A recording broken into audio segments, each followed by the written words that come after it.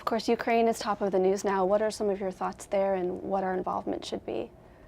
I think that what we have to realize about Ukraine is that it's about something larger than Ukraine, because I tend to be fairly cautious about the United States getting involved around the world.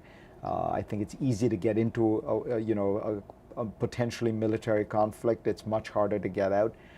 But when you're dealing with a great power like Russia, a country that really in a sense is a rule setter for how the world is going to be ordered, do we really want to establish as a principle of international life that if a rich, powerful country decides that it wants to detach and take over one of its neighbors' provinces, territories, that that's okay and that there will be no consequences, right? If that becomes a more settled principle of international life, what happens when the Chinese face these issues, vis-a-vis the South China Seas, East China?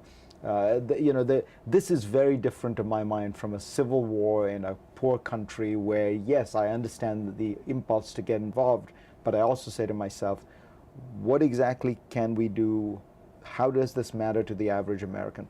In Ukraine, we are really dealing with trying to figure out how to create some rules of the road for the world for the next 20 or 30 years as these new powers rise. And one of the rules surely is that issues like this have to be dealt with through negotiation, through diplomacy, with the consent of people involved. There's a lot of stuff that needs to be dealt with in Ukraine, and Russia has real interests there.